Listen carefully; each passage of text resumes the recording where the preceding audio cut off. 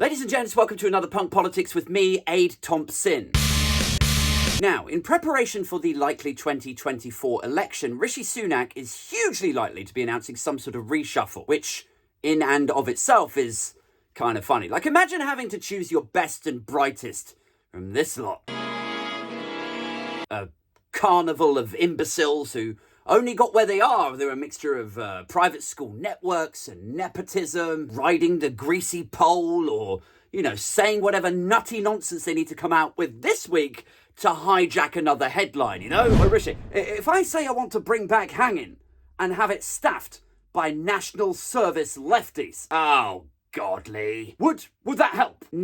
No, it wouldn't. For God's sake, what is wrong with you? All right, chill out. I thought you were Hindu. What is that supposed to mean? Well, never mind. I just thought, if I said something outrageous again, it might get me into the Express. You don't need to do that, don't you? How do you mean? Well, the Express will print anything. Anything? Absolutely anything we want them to. What are you talking about? Christ, has nobody shown you before? Watch this. It is magic. Oh, I'd really like to make this the best country in the world for businesses. PM, I'll make Britain the best place in the world for businesses. Bloody hell, that is amazing. How did you do that? I actually don't know. It started happening a while ago. Maybe they're bugging us. That is incredible, though. Do it again. Okay. I really think Brexit is boosting the UK economy. PM, Brexit is boosting the UK. That's amazing. Do it again. One more time. All right, Lee, I'm not a party trick. All right.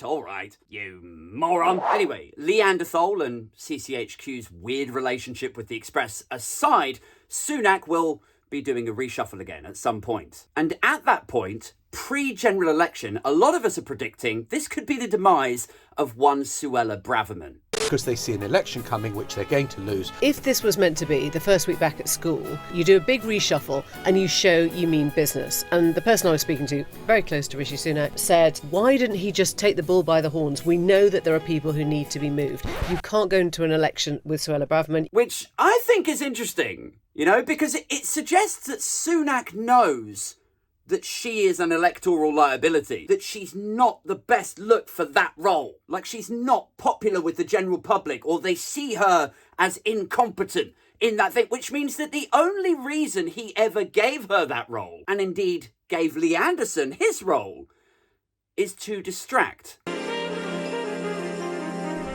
Anyway, in preparation for said demise, and before she's propelled to permanent political obscurity, I thought it would only be right to revisit some of her greatest hits. Would you like to come along with me? Okay, ready? 3, 2, 1, let's do this. Privately educated and Oxbridge alumni, Braverman was elected to Parliament in 2015, having previously worked as a lawyer and having spent 2 years in France studying under the EU's Erasmus programme. Wow, that sounds cool. Studying in a foreign country. She would later go out of her way to make life harder for students who wanted to come to the UK to study. Oh.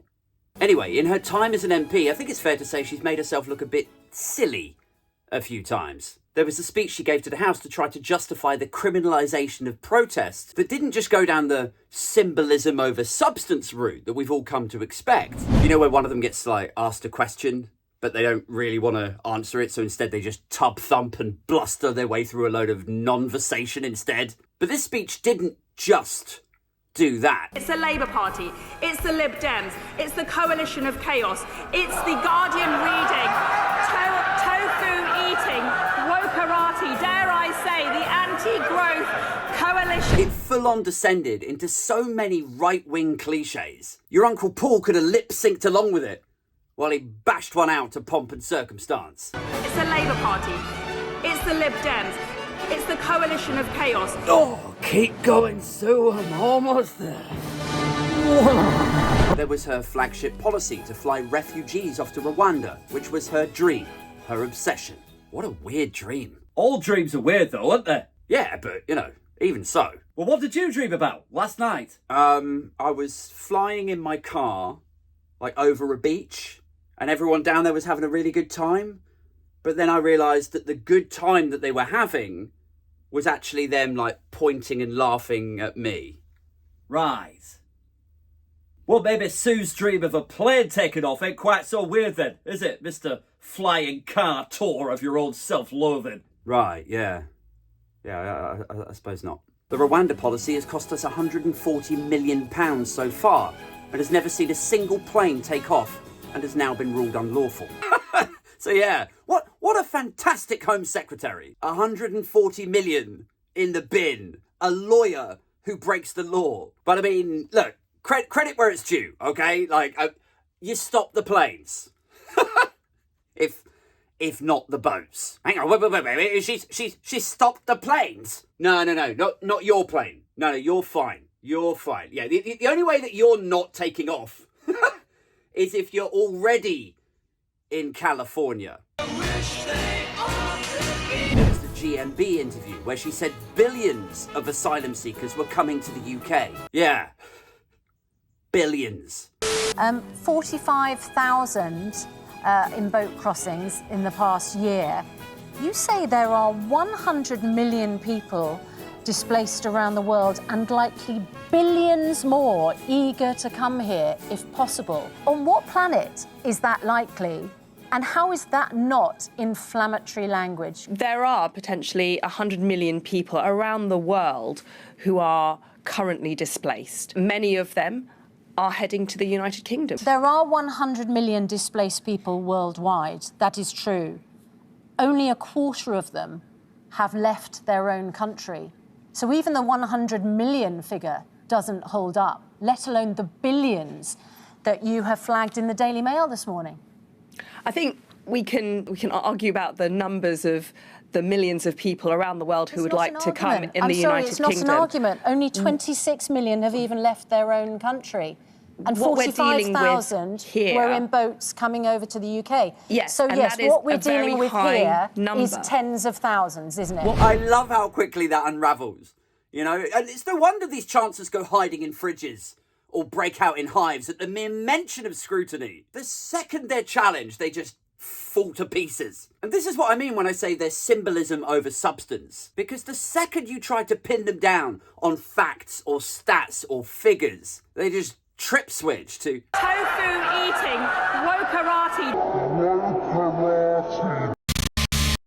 Next was the time she sent a sensitive document from her personal email breaking the ministerial code. And she was sacked a matter of days later. You know what's wild? Like, how does anyone look at somebody like that and go, yeah, that is a solid minister there. A hypocritical, code-breaking, inaccurate and bumbling performance artist who can barely get through an interview on the cushy sofas of breakfast TV without embarrassing herself. Like, how do you look at that and go, yeah, more of that, please? But more of that, please, was precisely what they ordered when Rishi Sunak gave her back the role of Home Secretary some 7 days after Truss had sacked her. But now, with her dream, her obsession in pieces, Braverman needed somebody to blame. So while Sunak nominated her for the role of Home Secretary, Braverman in turn nominated her civil servants for that role. That was when in March 2023, a CCHQ email went out to Tory members,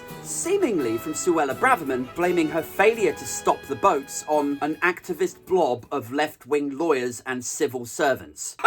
Not the fact that it's illegal to fly them off to Rwanda. Not the fact that the Tories shut all the processing centres and the safe route, so now everyone's forced to go the Channel route. No, it's the fault of the blobby civil servants, I tell you, for not finding a way to make my unicornism work in reality. Braverman and CCHQ denied that she had sent or even sanctioned the email, which is fine, if you want to issue a sort of, blanket denial. Oh, it wasn't me, but it does kind of beg the question, doesn't it? How can one be so unlucky with email? Like, it's amazing, isn't it, really, when you think about it? How these highly educated people, like, they study, they become lawyers, they formulate complex policy, they run the most technologically advanced political campaigning in history. When it suits them, they're very tech savvy. But when it comes to operating something as simple as an email account, well, then it's like, no, I don't know how this email with my name went out. I accidentally used my personal email. Anyway, perhaps blaming her own staff wasn't the catch-all solution she was going for, because only 2 weeks later, this picture of her laughing in front of a Rwandan camp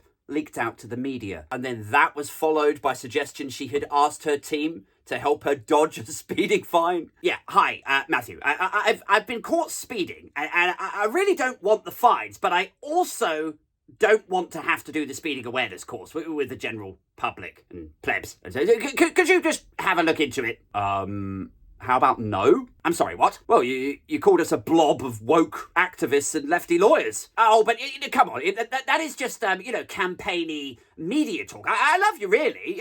Now, how about you clean this mess up for me? How about you spend a little less time banging on about stopping the boats and more time slowing your car down, love? Then there were reports that she had asked on her first day in Parliament if the cost of the speeding fine could be claimed back on expenses. No, it can't. Suella, are there any other questions, or shall we wrap up your induction? Pop your induction. After that, matters seemed to go a bit quiet for Sue. Many of us had wondered if she had retired to reflect. Is this really the sort of politician I want to be? I came into this game to do good things, and somehow I've ended up being a punchline in a bad joke about incompetence. But no, turns out she wasn't retiring or reflecting or recalibrating. She was just putting the finishing touches to her national conservatism speech. Indeed, buttocks clenched and eyes widened as Braverman took to the stage in a performance of so many dog whistles, your mum turned up looking for a tin of Pal. She's behind the podium, she said, white people shouldn't feel guilty. Which was weird for me because, I'm a white guy, and I don't really feel guilty about it. It's not something I've done to anyone. It's just how I was born, I'm white. That's it. But, like a lot of Brits, I recognise and acknowledge the British state's role in history, in things like colonialism and slavery and invading countries and looting their jewels. And even though Braverman herself isn't white, she is, currently at least, at time of recording, an agent of the British state, which means, to some extent, professionally, it is she who should be feeling, or at least expressing, some guilt, which makes that whole speech kind of ridiculous. She's up there behind the podium like, you white people have nothing to feel guilty about. And we're like, we know.